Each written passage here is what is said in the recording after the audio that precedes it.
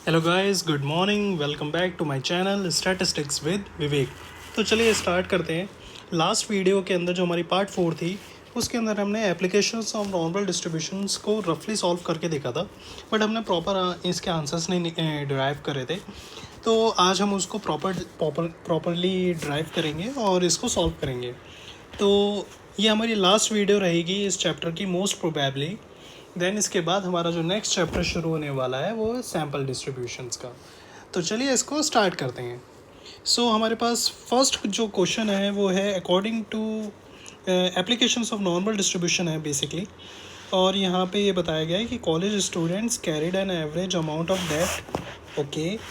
And हमारे पास information क्या क्या है, हमारे पास एवरेज दे रखा है 3173 एंड जो डेप्थ है वो नॉर्मल डिस्ट्रीब्यूशन को फॉलो करता है। ये मतलब कि जो डेप्थ है वो एक रैंडम वेरिएबल है और वो किसको फॉलो करता है, नॉर्मल डिस्ट्रीब्यूशन को फॉलो करता है। और उसका मीन 3173 है और स्टैंडर्ड डेविएशन 800 है।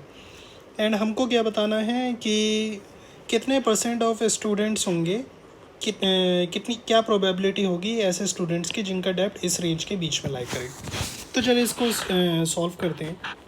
सबसे पहले अपना रैंडम वेरिएबल डिफाइन कर लेते हैं। x is a random variable which is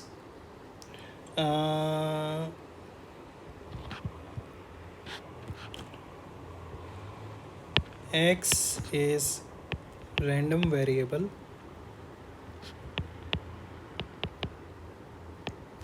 which defines depth on a student. Okay तो हमने इसको डिफाइन कर लिया। अब जो हमारा x है वो किसको फॉलो करता है, नॉर्मल डिस्ट्रीब्यूशन को with having mean 3173 and standard deviation of 800। Okay, ये 2 पॉइंट हमें लिखने होते हैं जब भी हम नॉर्मल डिस्ट्रीब्यूशन के क्वेश्चन को सॉल्व करते हैं। हमें फाइंड आउट क्या करना है, to find has probability between 2109 x 3605। Okay, तो अब इसको जल्दी से हम सॉल्व कर लेते हैं। Probability of 2109 x 3605। तो हम इन क्वेश्चंस को कैसे सॉल्व करते थे, हम इन्हें जी स्कोर्स में कन्वर्ट कर लेते थे। अब जी स्कोर्स में हम कन्वर्ट करेंगे तो हम कैसे करेंगे, हम इसमें से x minus P divided by sigma कर देंगे। तो हमारा क्या निकल के आ जाएगा, हमारा जी स्कोर्स निकल के आ जाएंगे। हमारा म्यू कितना है हमारे पास, 3173 I guess, yes 3173 and sigma is 800।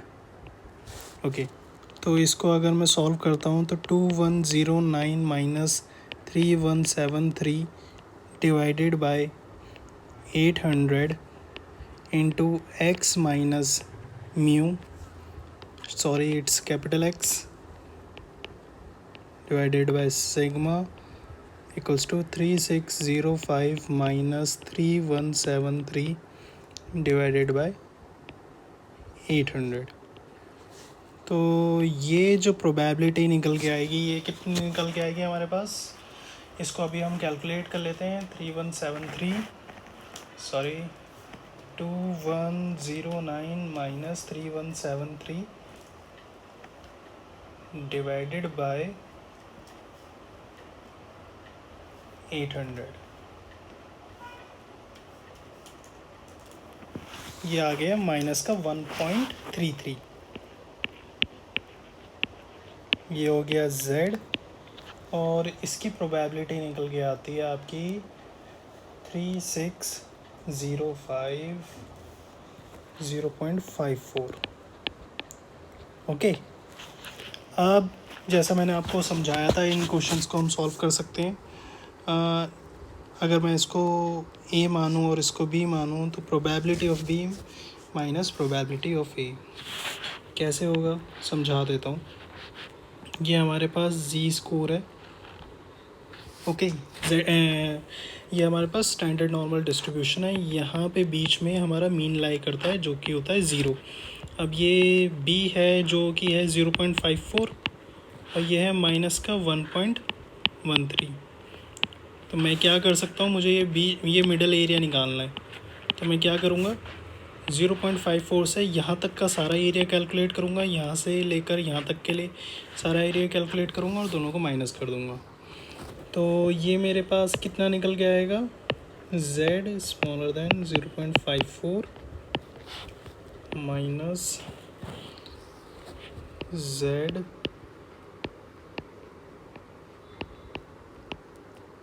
Okay. इसकी वैल्यू हम इसकी वैल्यू कैसे निकालेंगे, अपनी जी स्कोर्स की हमारे पास टेबल्स होती हैं, उसमें से हम कैलकुलेट करते हैं। ये है हमारे पास 0.7054, ओके। इसकी वैल्यू हम कैसे निकालेंगे, 1 minus probability of z 1.33, okay. ये सारा मैं आपको ऑलरेडी समझा चुका हूँ कैसे हम कैलकुलेट करते हैं। आई होप यहाँ पे इसमें अब कोई प्रॉब्लम नहीं होगी। और 1.33 की हमारे पास प्रोबेबिलिटी होती है, मैं टेबल से ही वैल्यूज़ देख रहा हूँ, 9082 0.9082। अब इसको सॉल्व कर लेते हैं। तो ये हमारे पास निकल के आती है कितनी वैल्यूज़, 0.7054 प्लस 0.9082 माइनस 1 0.6135। ये प्रोबेबिलिटी है, रिक्वायर्ड प्रोबेबिलिटी, ओके। ये रिक्वायर्ड प्रोबेबिलिटी, और अगर मैं इसको ही 100 से मल्टीप्लाई कर दूँ तो ये रिक्वायर्ड परसेंटेज बन जाएगी। तो ये हमारा आंसर हो गया इस क्वेश्चन का। आई होप कि ये क्वेश्चन आपको अब क्लियर होगा, ओके। तो चलिए अब नेक्स्ट क्वेश्चन के ऊपर मूव करते हैं।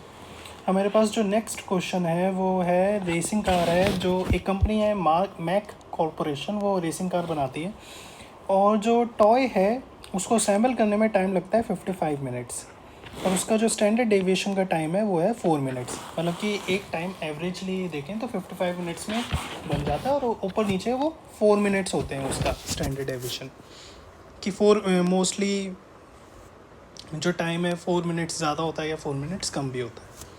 तो कंपनी क्लोज़ हो जाती है 5 PM पे, और हमें बताना है कि अगर एक वर्कर स्टार्ट करता है इस कार को बनाना 4 PM पे, तो क्या पॉसिबिलिटी है कि वो क्लोज़ होने से पहले उस काम को फिनिश कर लेगा, क्लोज़ होने से पहले उस काम को फिनिश कर लेगा, ओके। तो यहाँ पे हमें थोड़ा बहुत इंट्यूशन से काम करना पड़ेगा। सबसे पहले ग्राफ बनाते हैं, ग्राफ बना लीजिएगा कि ये बहुत इजी हो जाता है क्वेश्चन। यहाँ पे x क्या है, random variable, x is a random variable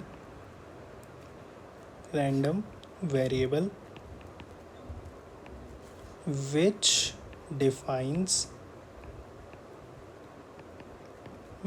defines time taken to assemble a toy, okay. अब ये जो x है ये फॉलो करता है नॉर्मल डिस्ट्रीब्यूशन को with having mean 55 minutes and standard deviation of 4 minutes, okay. And then इसके बाद हमें बताना है कि व्हाट्स द प्रोबेबिलिटी कि वो 5 बजे से पहले, मतलब अभी क्या टाइम हो रहा है, 4 बज रहे हैं, तो वो 1 घंटे के अंदर, क्योंकि हमारा सारा जो कैलकुलेशन है वो मिनट्स के अंदर है, तो हम इस 1 घंटे को मिनट के अंदर कन्वर्ट करते हैं, वो होगा 60। तो क्या प्रोबेबिलिटी होगी कि वो 60 मिनट से पहले अपना काम फिनिश कर ले।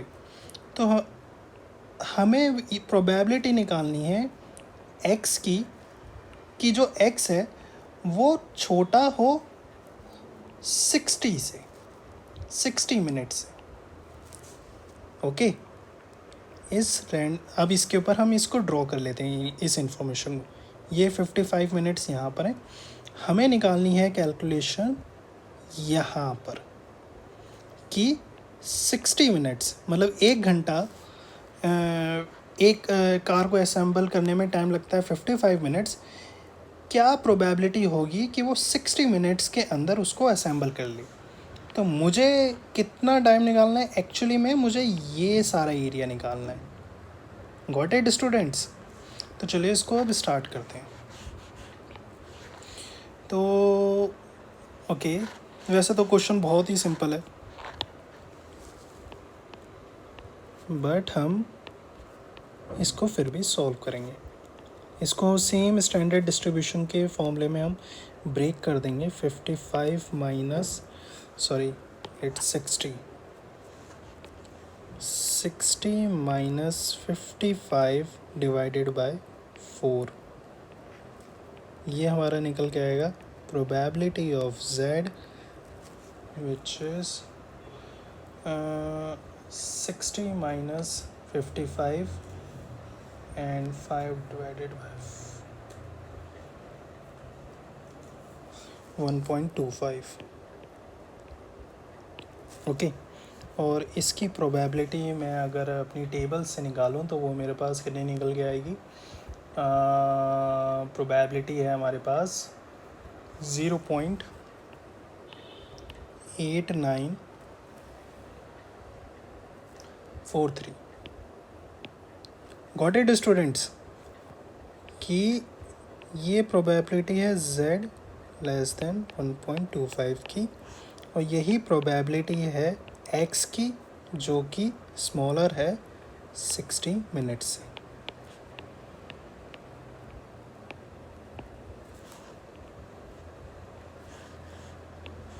ये हमारा फाइनल आंसर है। आई होप आपको ये वाला सॉल्यूशन समझ आया होगा। तो चलिए अब नेक्स्ट क्वेश्चन के ऊपर स्किप करते हैं। हमारा जो नेक्स्ट क्वेश्चन है वो हपर कॉरपोरेशन के बारे में। एक कंपनी है जो सॉफ्ट ड्रिंक्स प्रोड्यूस करती है, जिसमें एक ड्रिंक का नाम है ऑरेंज कोला। हमें क्या करना है, जो मशीन है वो एक सोडा कैन के अंदर कितना सोडा भरती है, 12 आउंस। ओके, और हमें क्या निकालना है, how much actual amount of soda can into is not exactly, however the actual, हाँ मतलब कि मशीन को सेट किया गया है कि वो 12 आउंस भरे, बट एग्जैक्टली वो 12 आउंस कभी नहीं हो पाता है, थोड़ा बहुत वेरिएशन होता है।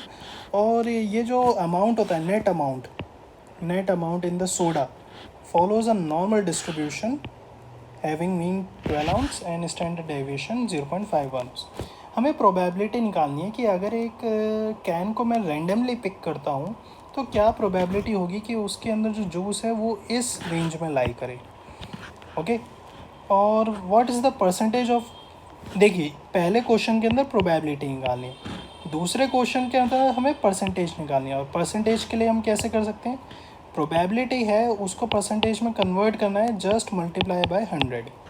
ओके, तो मैं ये वाला क्वेश्चन करता हूँ, ये वाला आपके लिए मैं होमवर्क में छोड़ देता हूँ। ओके, तो चलिए इसको स्टार्ट करते हैं। सबसे पहले x को डिफाइन करेंगे। x is a random variable which defines amount of, ये नेट अमाउंट है। Okay, net amount of soda in a can. According to question, x follows a normal distribution having the mean 12 and variation is 0.015 ounce. Okay, हमें probability निकालनी है। Find the probability where x जो है वो लाई करता है, okay x लाई करे 1.97, x 11.99। Okay, तो चलिए इनको सॉल्व करते हैं। ठीक है, तो इसको z स्कोर्स में हम कन्वर्ट कर लेंगे। 11.97 minus 12 divided by 0.015 z 11.99 minus 12 upon 0.015। तो इनकी जो वैल्यू निकल के आएगी वो कितनी निकल के आएगी, अभी कैलकुलेट करके बताते हैं। ये होगा 11.97 माइनस 12 डिवाइडेड बाय 0.015 माइनस का 1.9 1.99 Z एंड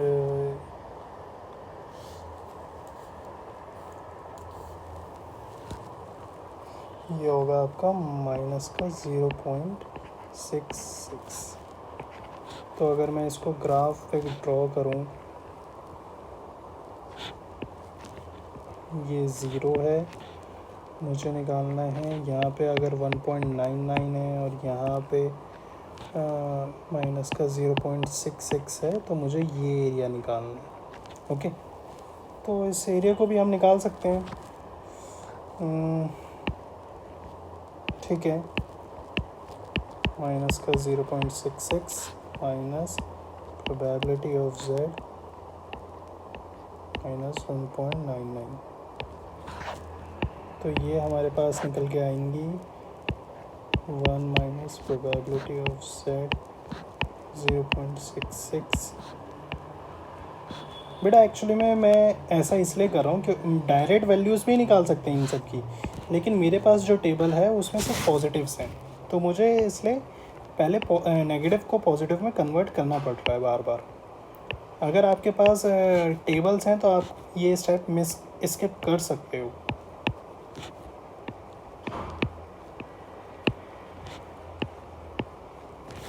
तो चलिए अब इसको वैल्यू में रखते हैं। तो 0.66 की वैल्यू है 7421, नो 7453। 1 में से माइनस भी तो करना है हमें, मैं डायरेक्ट वैल्यूज़ लिख देता हूँ। 1 माइनस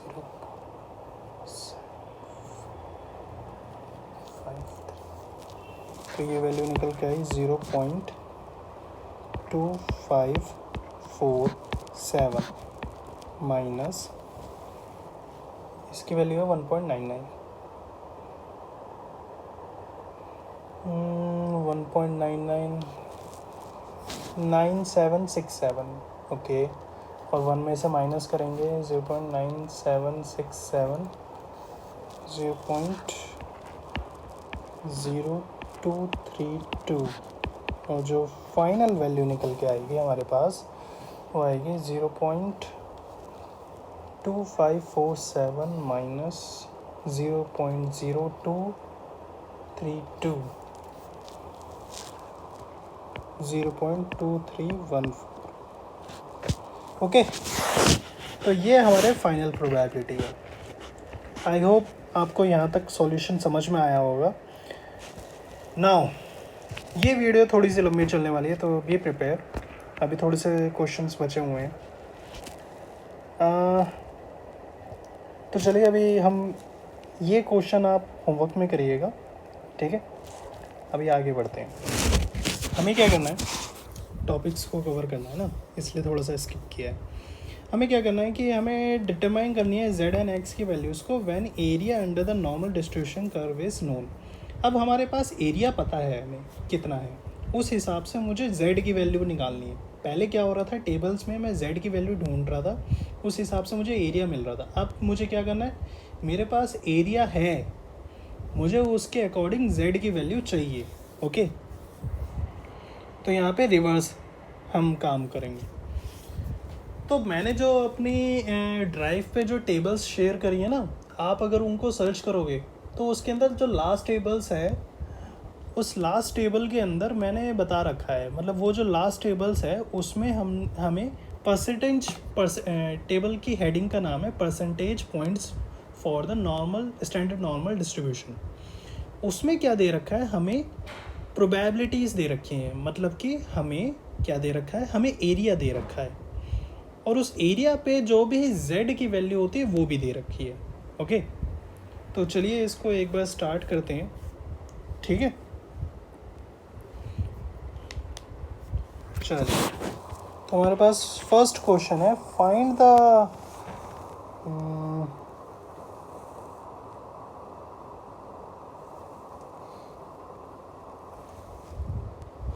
हाँ, find a point z such that area under the standard normal curve to the left of z is 9251।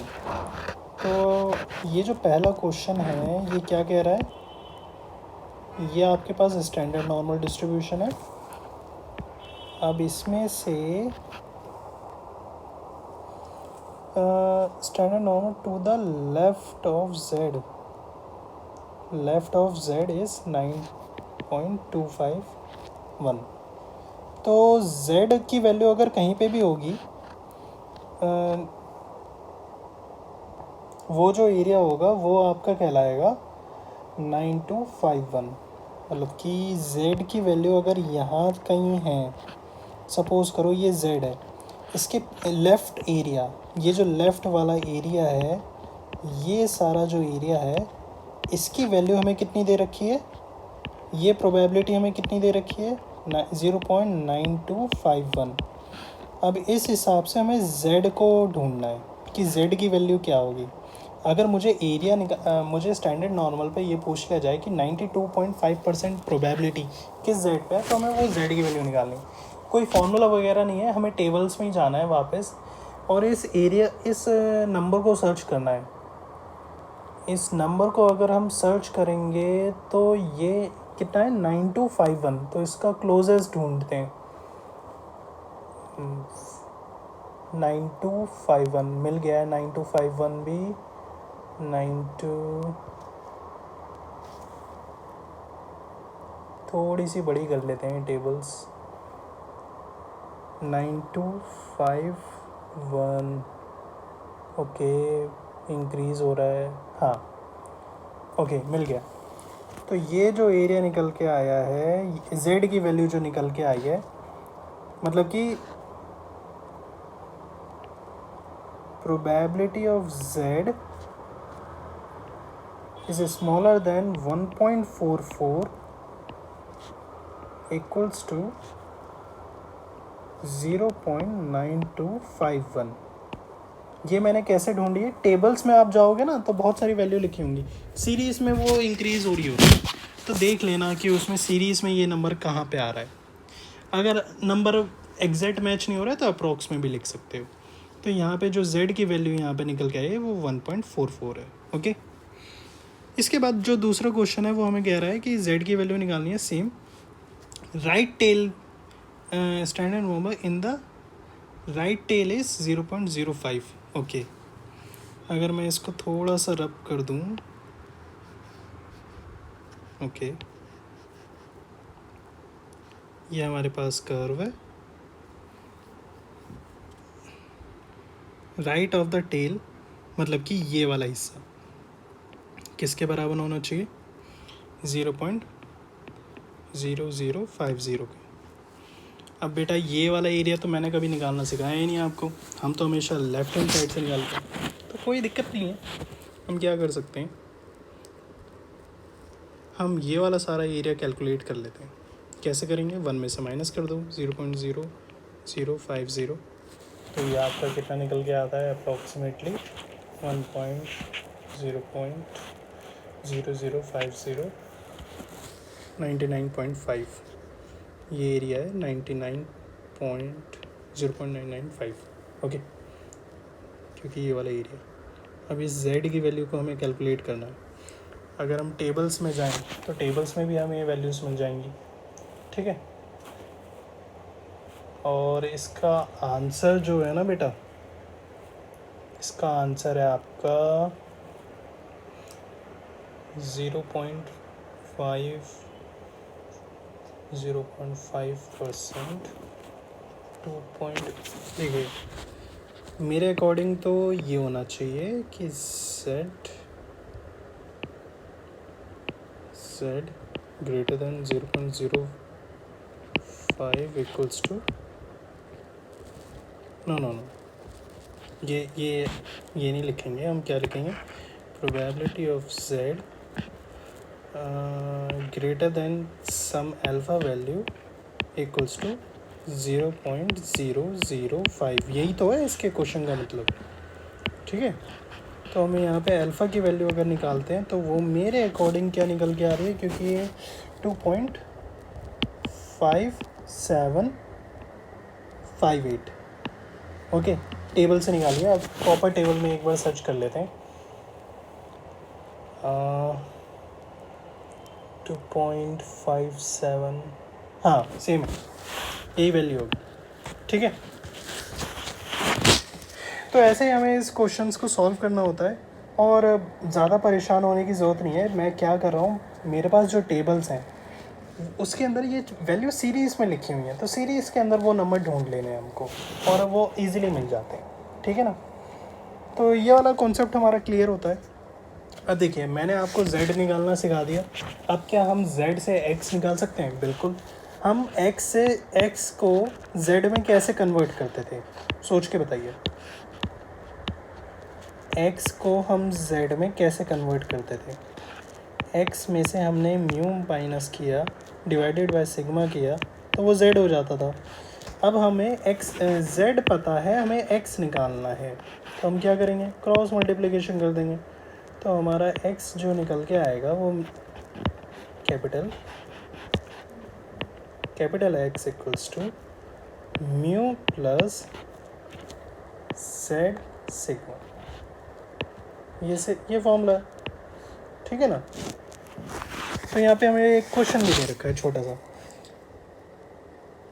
सा क्वेश्चन क्या है कि एक लाइफ ऑफ कैलकुलेटर है, वो नॉर्मली डिस्ट्रीब्यूटेड है, 54 मंथ है, 8 मंथ का उसका स्टैंडर्ड डिवीजन है। क्या वारंटी पीरियड होना चाहिए ताकि वो कंपनी सिर्फ does not want to replace more than 1% of calculator sold. देखिए, उसने हमें परसेंटेज दी है, परसेंटेज से हम प्रोबेबिलिटी निकाल सकते हैं, मतलब कि उसने एक तरीके से हमें एरिया दिया है। उस एरिया के हिसाब से हमें क्या निकालना है, वारंटी पीरियड निकालना है। वारंटी पीरियड क्या होगा हमारा, x होगा।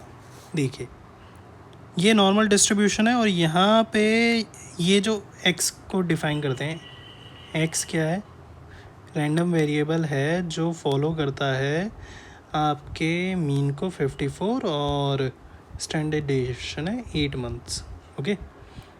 इसके बाद उसने क्या है कि वो 1% से ज़्यादा कैलकुलेटर को रिप्लेस नहीं करना चाहते हैं, तो वो क्या वारंटी रखें। तो देखिए, 1% परसेंटेज को अगर मुझे प्रोबेबिलिटी में कन्वर्ट करना है तो मुझे उसे 100 से डिवाइड कर देना चाहिए, ठीक है। तो 1% है, तो ये मेरा हो जाएगा 0.01, ठीक है। अब मेरा जो एरिया होना चाहिए वो इतना छोटा होना चाहिए, 0.01। तो ये जो एरिया है ये होगा आपका 0.01, ओके। अब इस 0.01 पे हमारा x की वैल्यू क्या लाई करेगी, वही हमारा हो जाएगा मिनिमम वारंटी पीरियड, ओके। ये वाली बात समझ में आई आप लोगों को कि यहाँ पे था 54 मंथ कि एक कैलकुलेटर की जो एवरेज होता है उसका टाइम, वो 54 मंथ्स होता है, ठीक है। इसके बाद हमें निकालना था कि हमें क्या वारंटी रखनी चाहिए कैलकुलेटर की ताकि हम सिर्फ 1% ही रिप्लेस करें। सिर्फ 1% अगर हमें रिप्लेस करना है तो उस हिसाब से हमें वारंटी रखनी पड़ेगी। अब वारंटी हम कैसे रख सकते हैं, हम वारंटी रखेंगे 1%, मतलब कि इस प्रोबेबिलिटी के क्रॉस जो भी हमारी वैल्यू लाई करेगी x की, वो हमारी वो बन जाएगी, क्या कहते हैं, वारंटी पीरियड, ओके। तो अब हम ये कैसे कैलकुलेट करेंगे। अब अगर आप इसकी रिवर्स इंजीनियरिंग कर पाओ तो इसकी रिवर्स इंजीनियरिंग कैसे होगी, इसकी रिवर्स इंजीनियरिंग होगी कि आपके पास प्रोबेबिलिटी है, आप उससे जेड स्कोर निकालो। आप जब जेड स्कोर निकाल लो तो जेड स्कोर से एक्स की वैल्यू निकालो, यही तो करना है। तो चलिए एक बार निकाल के देखते हैं। 0.01 है, मतलब कि 1% है, तो z की वैल्यू कितनी होनी चाहिए हमारे पास? अगर 1% होता है तो हमारे पास जो वैल्यू होती है ये होती है तकरीबन 2.32। अब इसके अंदर हमें x की वैल्यू, म्यू और सिग्मा की वैल्यू डाल देनी है। ये हो जाएगा 8 + 54। ओके ना?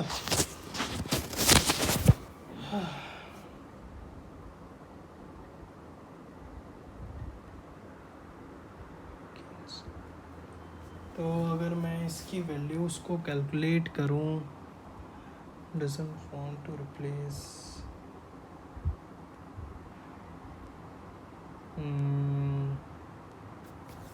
तो ये हमारे पास कितना निकल के आएगा एक बार देख।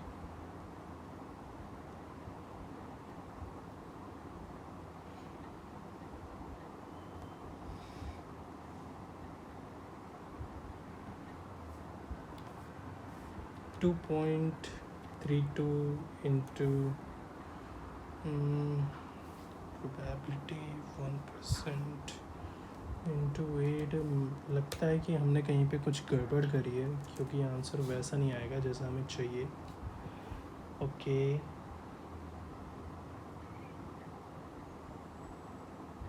If company doesn't want to replace more than 1% of all the calculators.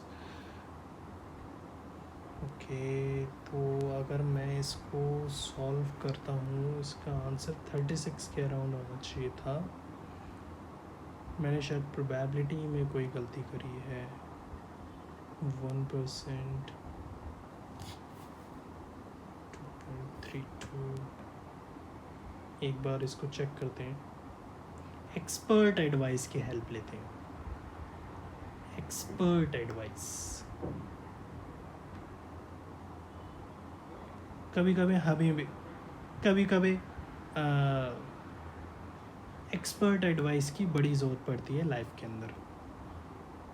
तो जब मुझे एक्सपर्ट एडवाइस चाहिए होती है तो मैं खोलता हूँ अपने कैलकुलेटर को प्रॉपर कैलकुलेशंस करने के लिए। ओके, सो क्वेश्चन तो सही है।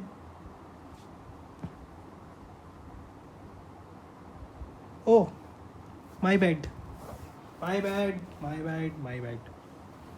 यहाँ पे वैल्यू नेगेटिव होगी, क्योंकि हमने इस साइड पे निकाली है ना। जेड स्कोर यहाँ पे नेगेटिव होता है, मीन के इधर नेगेटिव होता है, यहाँ पे पॉजिटिव होता है। मेरी गलती हो गई, सो सॉरी। तो अगर हम इसको अब कैलकुलेट करते हैं, अब हमें यहाँ पे माइनस करना पड़ेगा। तो ये आपका आना चाहिए 35.44। ओके, 35.44। ओके जी, थैंक यू सो मच आपका मेरे साथ बने रहने के लिए। यहाँ पे हम इस चैप्टर को फिनिश करते हैं। ये क्वेश्चन है आप जो ट्राई कर सकते हो। And normal approximation of manual distribution बच गई है हमारे पास। इसको भी हम करेंगे, एक वीडियो और बनानी पड़ेगी मुझे लगता है। बस 4-5 स्लाइड्स हैं, ठीक है, कोई नहीं। अच्छा, इस नॉर्मल डिस्ट्रीब्यूशन के अंदर मैंने कुछ कॉन्सेप्ट्स का यूज़ किया हुआ है, जैसे कि नॉर्मल डिस्ट्रीब्यूशन का मीन क्या होता है और वेरिएंस क्या होता है, which is NP and NPQ। तो इसका फॉर्मूला ये कैसे निकल के आया है, ये मैंने एडवांस स्टैटिस्टिक्स वीडियो के अंदर समझा रखा है। मैं एक प्लेलिस्ट बना दूंगा, आप उसके अंदर जाके देख सकते हो, ठीक है ना। बाकी मैं इसके अंदर भी प्रॉपर समझा दूंगा कि हम कैसे अप्रॉक्सीमेशन करते हैं। 1-2 क्वेश्चन करके फिर इस चैप्टर को हम फिनिश करेंगे। तो चलिए अब हम यहाँ पे अपनी वीडियो को पॉज करते हैं। Thank you so much, love you so much. ऐसे ही अपना प्यार बढ़ाते रहिए, सब्सक्राइब कीजिए मेरे चैनल को और ऐसे ही अपना प्यार दिखा